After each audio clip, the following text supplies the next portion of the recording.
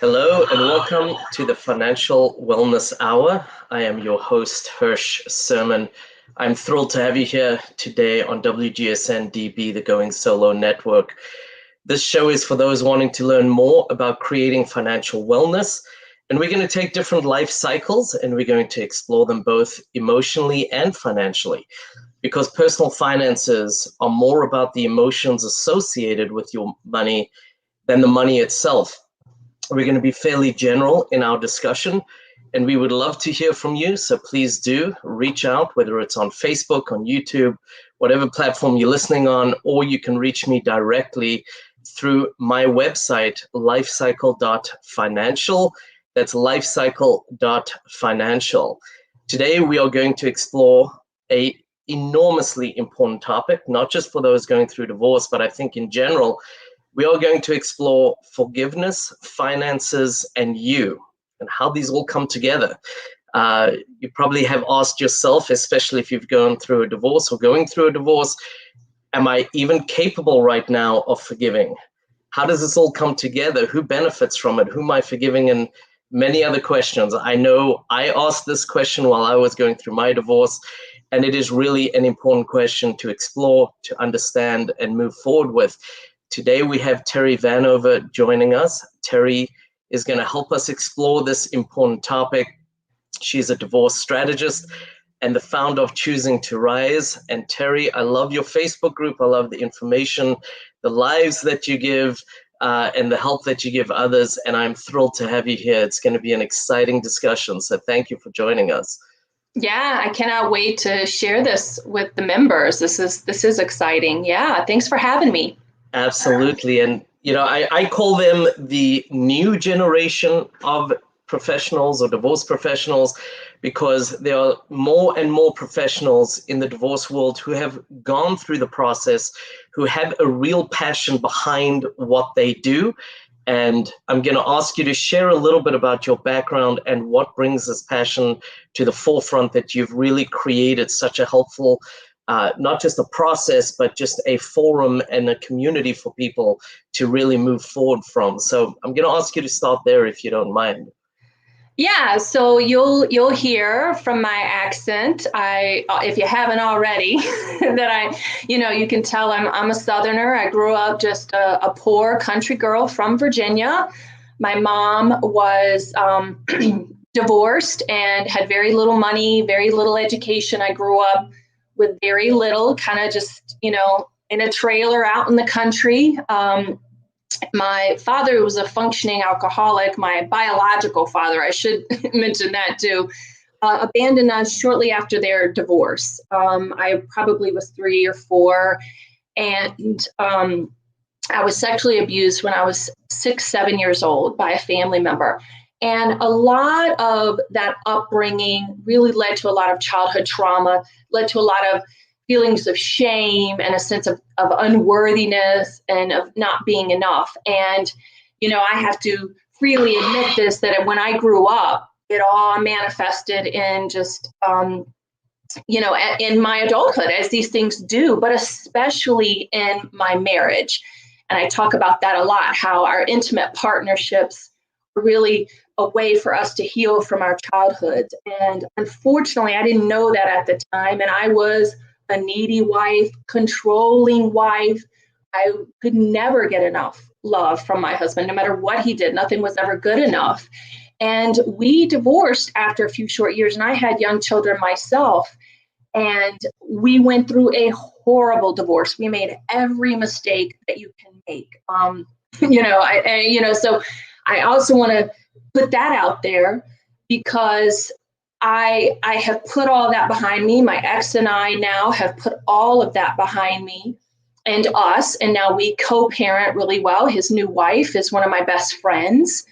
We, support and love, and we're there for each other. I'm remarried to a wonderful man, as we were talking about before the show, and I've expanded my family, and we have 5 kids between us. And after my divorce, I really wanted to help other people avoid the mistakes that I made. I think because my ex and I have such a great working relationship now, that people think we had this conscious uncoupling, kind of divorce, and we were like civil, and we were like, no, we hated each other with a passion, just like most divorced, couples at the time.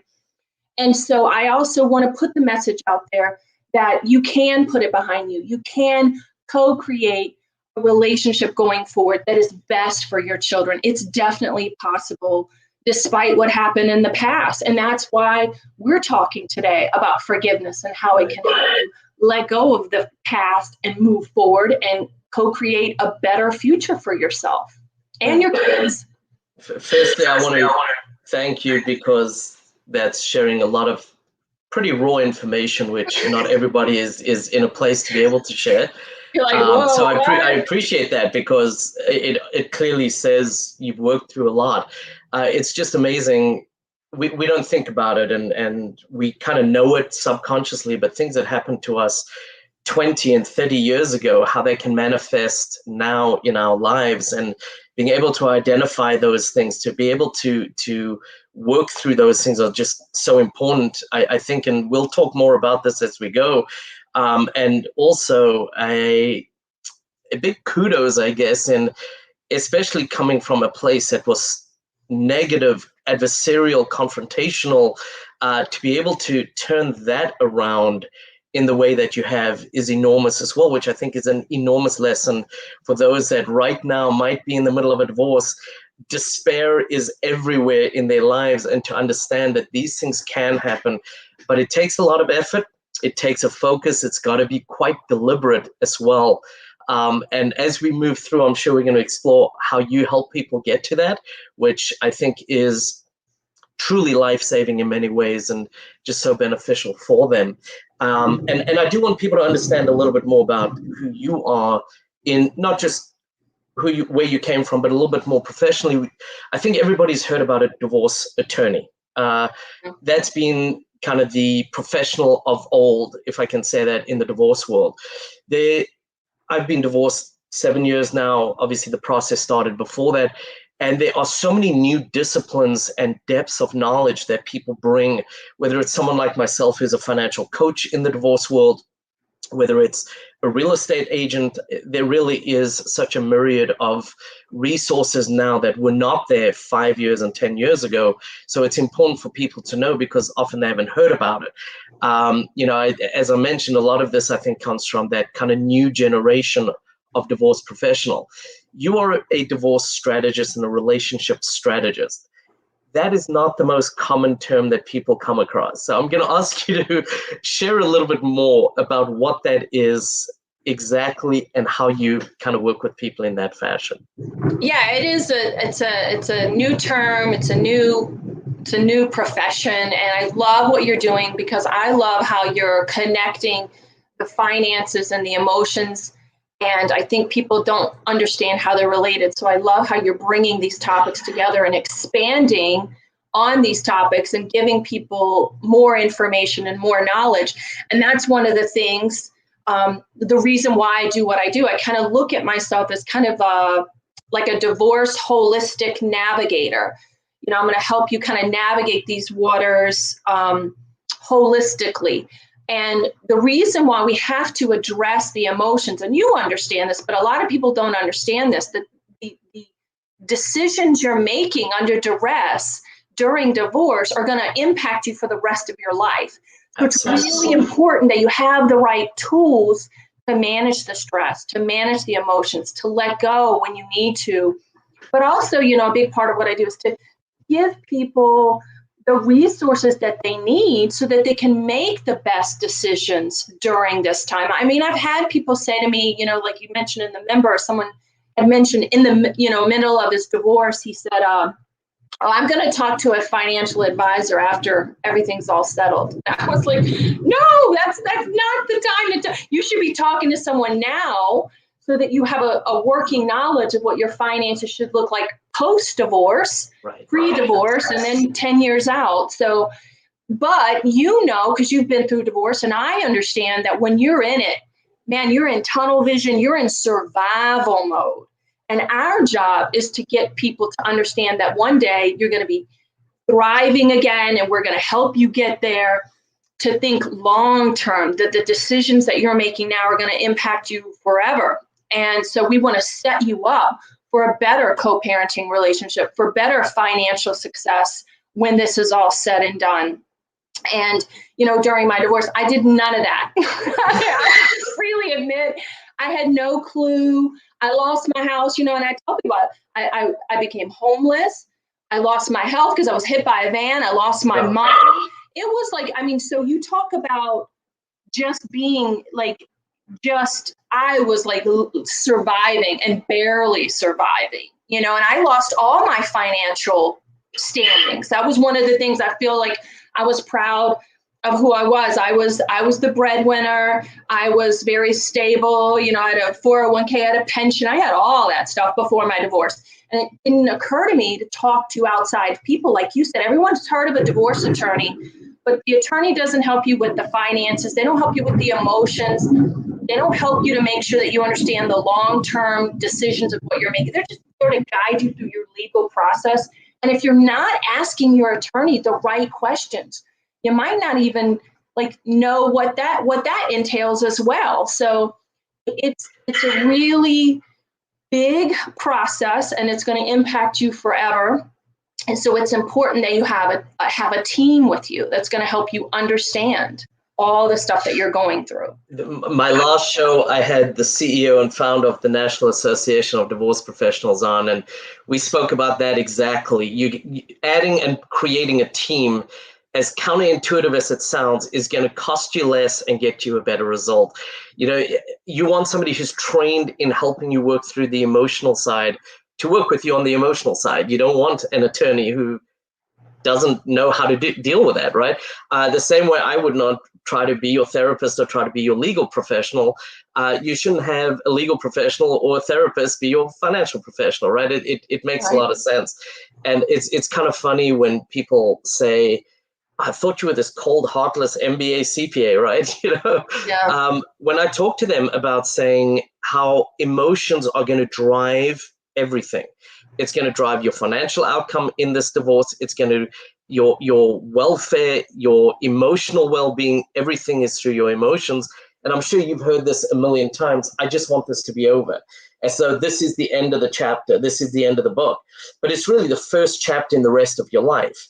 How you set it up becomes so incredibly important moving forward, whether it's the relationship with your children, the relationship with your spouse that's now going to be your ex-spouse, how you're going to go into a new relationship. All of these things are based on what is happening right now as you go through this process.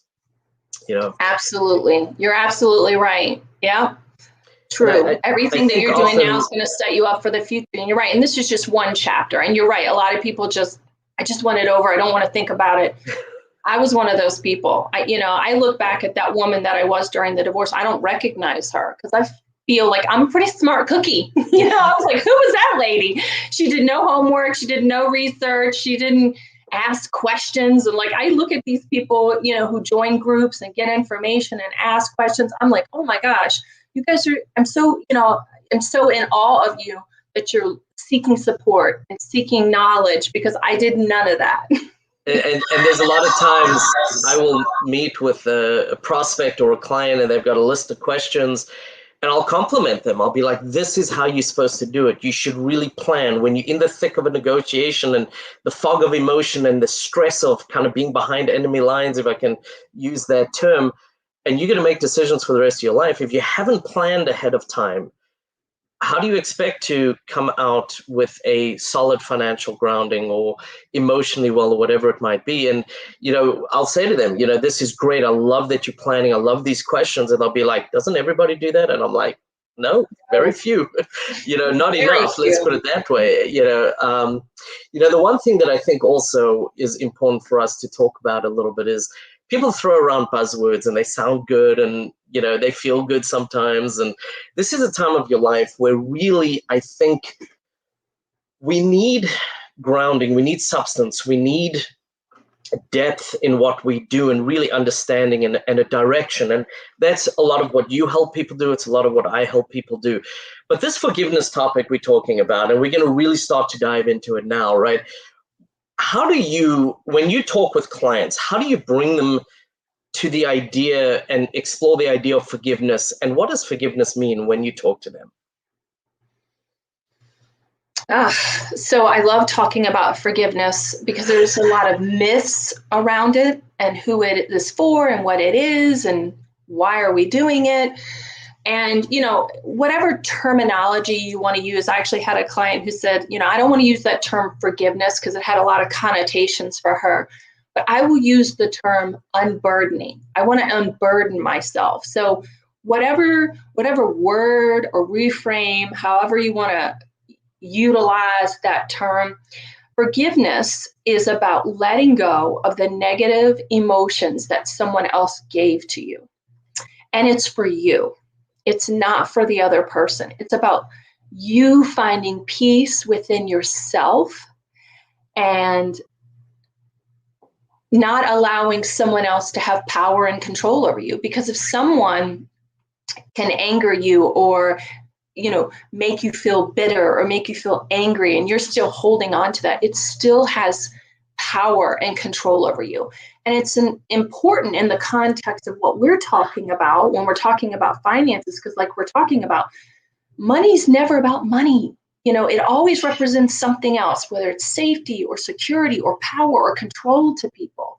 Money's never about money. And if you get a handle on your emotions and you get control of how you feel, you can make decisions from a higher place. Like you said, like you're not planning for right here and now, you're planning for the next chapter. So it's important that you're planning for that next chapter from your highest self.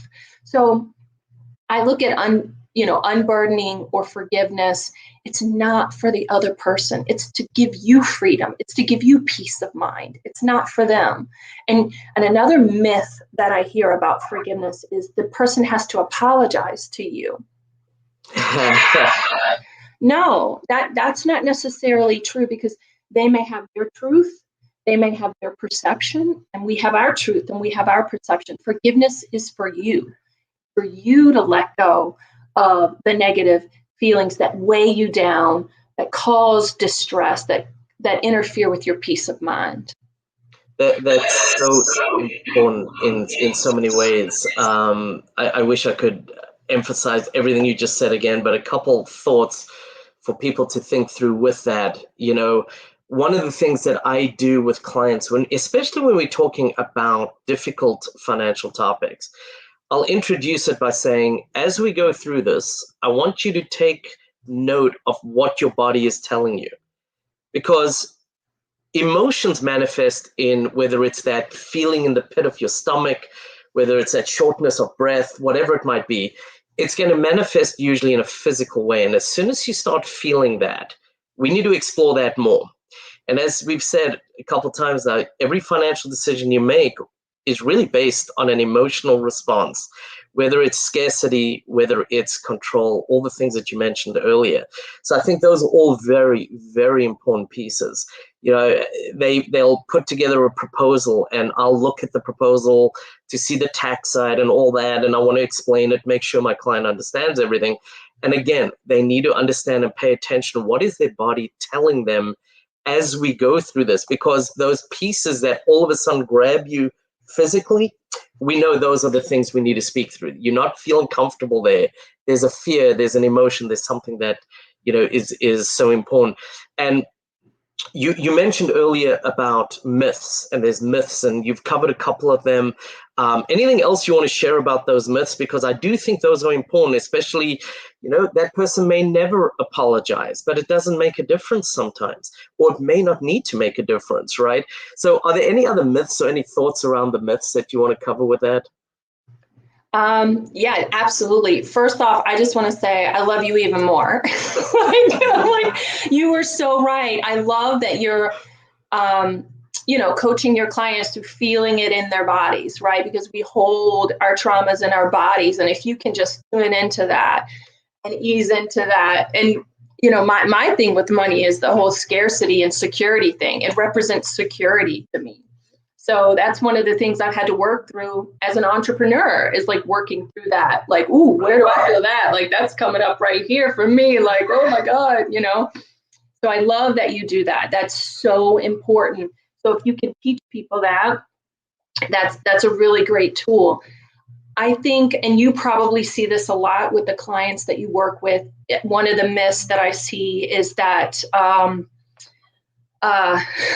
you know, people want to use the legal system to get emotional justice. And the legal system and the emotional justice, you know, and I can't tell you how many people that like get that divorce paper and go, oh gosh, I didn't get the closure I wanted. I don't feel good. Or they're trying to use money to make someone pay, you know, for the emotions that they cause, or for the hurt that they cause, the pain that they caused. And you know that the two don't go together in our legal system. So showing people how to let go of that and understanding that won't benefit you in the long run. You've got to get your emotional closure somewhere else. So I'm going to say on that, by the way, because that's so important. It's not going to happen. You're not going to feel vindicated. It's not going to be this aha moment. See, I was right. It's going to be none of that. Don't spend all your money trying to get it. That's the bottom line. I'm usually pretty nice. I sugarcoat some things. This I'm not going to sugarcoat. People waste, and I'm not exaggerating when I say tens and sometimes hundreds of thousands of dollars trying to prove they were right, trying to see, I told you so. It doesn't happen. It just moves on to day 2, day 3, day 4, and you spent a lot of money you didn't have to. So please take that money and work on other areas of yourself, because those are going to be much more beneficial for you in the long run. And I can't believe we're already over halfway through the show. So we're going to take a quick break, and we're going to come back after we pay some bills, and we've got a lot more to cover. So stay with us.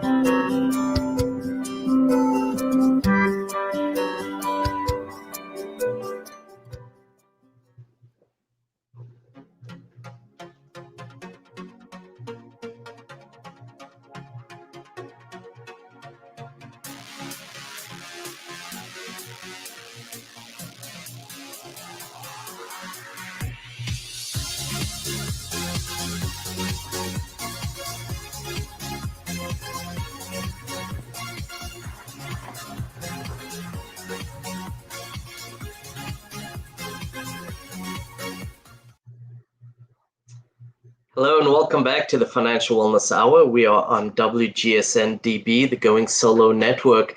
Today we're talking about forgiveness, finance, and you, and how do all of these come together. And I think sometimes people are surprised just when you put them in the same sentence, let alone all the things we've been discussing. And today we have Terrie Vanover. She is the founder of, excuse me, and we are talking, as I said, forgiveness, finance, and you. And I just want to cover a few of the things that we've touched on, because I think it's so important. We touch on things and sometimes we forget already by the midpoint in the show. So the first thing is thank you again for sharing your background and sharing the things that kind of led you on your journey. And we spoke about what a divorce strategist is. We spoke a little bit about forgiveness, how you kind of introduce that to some of your clients, who it's for. And I think that's a really important one, because so many people think I'm forgiving you, but really what's happening is you're unburdening yourself, as you use that beautiful word, which is uplifting, just to say, being able to unburden yourself in itself. And Right. I think the other thing that is so important with forgiveness is it changes the perspective of where your mind is. And that is enormous as well. And I think that leads straight into my next question, really, which is, some people it's a challenging process and they really are hurting. Others feel slighted or abandoned, or a myriad of other emotions could be swirling around in your body. And this is affecting your mind, your emotions, your decision-making. You're certainly not at your best. Let's just put it there. Why is it so important to forgive? And how does it help me as an individual to heal when I forgive? Great question, Hirsch. I think, and I'll use like my own personal kind of story. First off, acknowledging your own hurt, your own pain. I do believe that forgiveness is a process and it's a choice. It's not a feeling. So let's clarify that. It's not necessarily a feeling in the beginning, but it's freeing for you. And another myth that people have is that forgiveness is about telling someone else that what they did was okay. And that's not what it's about. Like I said, I love that word unburdening, because it kind of reframes that it's about unburdening yourself of the pain that someone else caused you. It's about making the conscious choice of choose not to carry this on anymore, because it's affecting me. It's not affecting them to continue to be angry at this person. And so I'll use an example in my own personal life. And again, I don't want to, minimize pain and the hurt. I get it. Betrayal trauma is difficult. And you talked about like getting in touch with that body and feeling that. And that's part of that process too, is reflection and embracing that and releasing some of that pain and releasing some of that hurt. But I was betrayed by a family member a few years ago. Lied, cheated, took my money, did some horrible stuff to me and my family. And I'll just be the first one to admit I was angry. I was, very, very angry. That was not the word I used at the time. It was like, I just ran away, just pissy, is really how I was. And you have that awareness that you're carrying around that burden, every time you think of that person, you get angry. And I'll never forget when the conscious choice, and again, because I do this for a living, I know like the process is, not to deny or dismiss the anger or the hurt, we get in touch with that, embrace that to a certain extent. But at this point, the kids, we were in the kitchen and the kids said this person's name and they real quickly glanced over at me and they were like, oh, what's mommy's reaction going to be? What's she going to do? And that was like the pivotal aha moment for me of like, okay, it's time. It's time to let this go, because forgiveness not only keeps you emotionally engaged with the person that you don't want to be engaged with, right? You're constantly engaged with them. You're constantly thinking about them. They constantly have power and control over your emotions. Not only that, but it puts a space between the people that you love and that want to be close to you. And that was really like my aha moment, like when my kids, and we think kids like don't get it. We think that kids don't know how we feel or we're hiding it. They do. Trust me. Energetically, they're more in tune with our feelings, and they pick up on our anxieties and our emotions more than we recognize. And that was my aha moment. I was like, oh, it's time to do the work. It's time to let this go. Because, forgiveness not only lets you get the closure and let you release that emotional energy from that other person that you don't want to be engaged with anymore, but it allows that closeness and love and bond with those that you do want to be close to, like your children. I think being able to role model that for your children becomes an enormous lesson that they will remember, not just for yourself, right? We're talking the benefits. That's definitely a benefit. Healing, the role modeling that you're doing. I caution clients all the time that your emotions can be the most expensive part of your divorce and the most draining part of your divorce. If you don't unburden yourself, it's absolutely going to be the most draining part of what's happening in your life. So any thoughts what other benefits might come or are associated with this forgiveness and unburdening? I mean, you just said it, it's releasing yourself emotionally, but financially, right? Because when you're tied up in that and you want payback and you want revenge, you're going to be making decisions from that place that are going to cost you financially, emotionally, possibly legally, all those things. I think also, regardless of what your ex did or is continuing to do, it's about letting go of that and letting go of that pain and that hurt and healing yourself so that you are a better role model for your kids, so that you are more present and, a more aligned, fulfilled parent for your children. Like you are modeling for them how to overcome adversity, how to be your best despite really shitty circumstances, And I don't think if I hadn't done the work on myself, my ex and I would be as far along as we are, because, when I show up differently in that relationship, he shows up differently. And I think that's the missing piece. People always want to like project onto their partner or their ex, or like, well, if she does this first or he does this first, then I'll behave, right? But, relationships are dynamic. And if you show up differently, the reaction and the response that you get will be different. So I think forgiveness and unburdening yourself and you being a higher self in all your relationships, it makes a difference in all areas of your life. So often we have this energy, we energized, something happens, we even more energized. 2 days later, we wake up, we're in a worse mood than we've ever been, or we got a text or whatever it is, and it starts to fizzle out, whether it's a week later or a month later. I thought I could do this, I can't do this. And realistically, unburdening yourself is a fantastic goal to be able to achieve. How do you help maintain that momentum?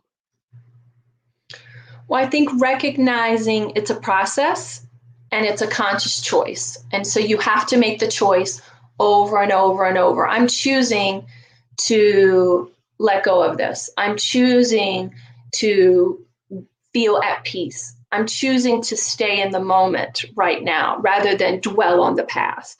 And let me tell you, Hirsch, I freely admit, if you've read all my stuff and all my blogs and stuff, like I was the queen of grudges.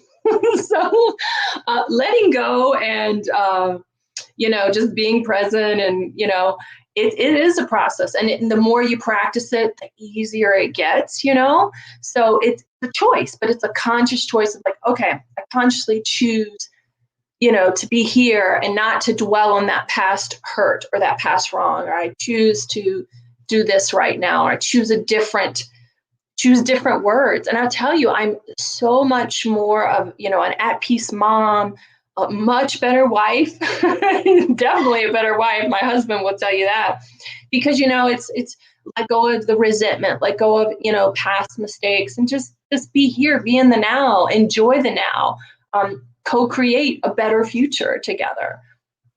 And there's a phrase, and I've been trying to think of it for about 10 minutes, so excuse me if I butcher it, but it's something like, holding on to a grudge, holding on to anger is like me taking poison and wanting you to get sick from it. Mm-hmm. It's just not happening. As angry as I want to be at you, I'm the one affecting myself and impacting myself. I am not the one that is transferring it over to you. I'm just bottling it up, and it's like a pressure cooker sometimes, which is never a good thing to have inside your body.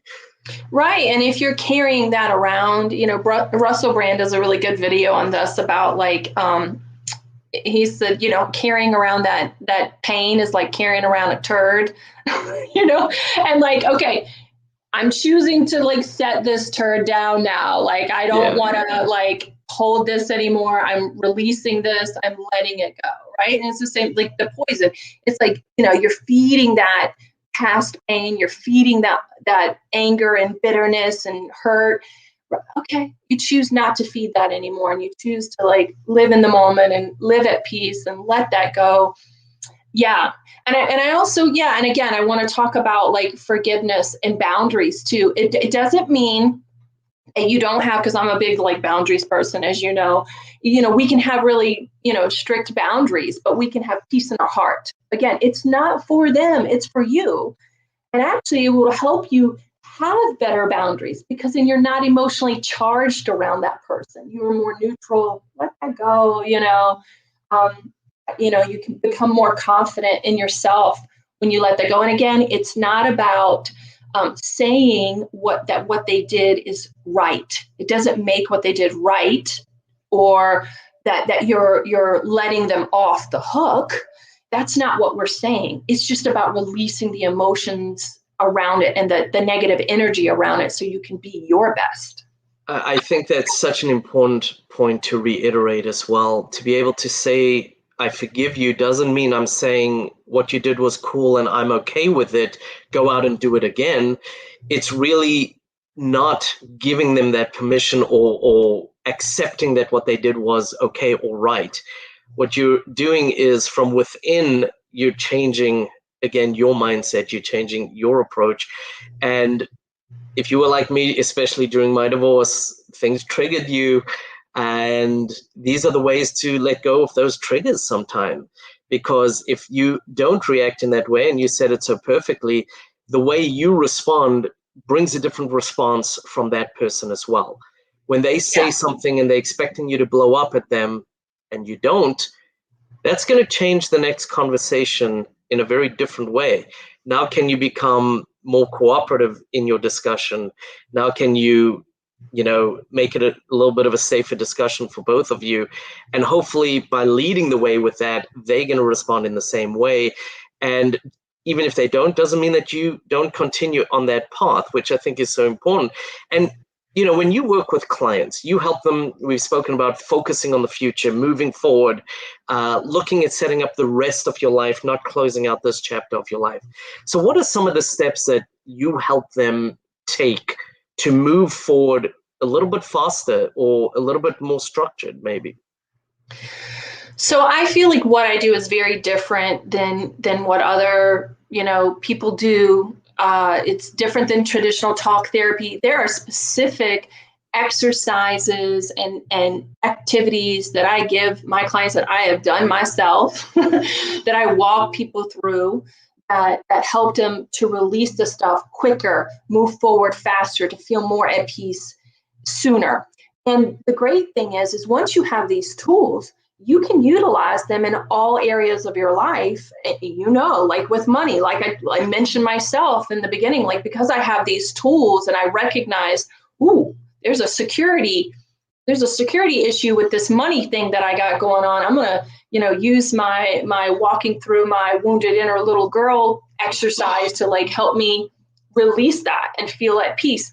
Because like you said, when you're dealing with money and you're making decisions about money or whatever it is, or your finances, if you're making decisions from that wounded little girl, scared and frightened, you're not going to be making really good, rational, long-term decisions.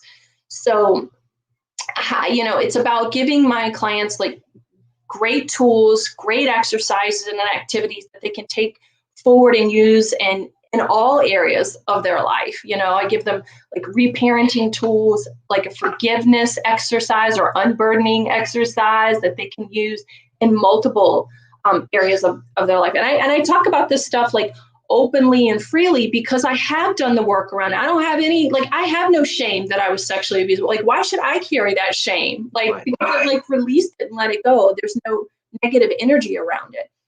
And, I do the forgiveness work all the time, like on my husband, only because I know, because I deal with relationships in crisis all the time, that it is important to release resentment so that we can move forward and we can be present with each other. And so it's a tool that we can use over and over and over to be our best in all areas of our lives. And you said something that's so important. You don't want to be carrying somebody else's actions when they've done something. And if you can do the work, and it's not easy work always. I mean, let's be realistic and let's be upfront about that. Getting vulnerable with yourself is sometimes harder, much harder than getting vulnerable with somebody else. And the rewards that you reap from that are just enormous. Because, as you said, why should I be ashamed about something that happened in my life that I had no control over? If somebody was hit by a car, or whatever it might be, they're not going to be ashamed of that somebody else, rear-ended my car. There was nothing I could do. It's the same thing, but unfortunately, sometimes we carry other people's baggage, and being able to release that can really help people move forward in, as you said, more areas than just working through a divorce. Think about it from the workplace, and there's that coworker that really gets under your skin.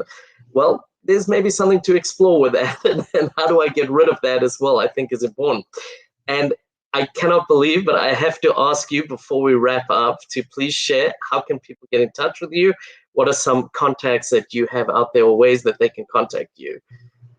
Absolutely. I want to thank you again for having me and talking about this very important topic. And I love how you're, shining a light on finances and emotions and the whole aspect of it, because I think so many people don't see the connection, and yet they're all interrelated in our personal life and our professional lives and our money and all that stuff. It's all related.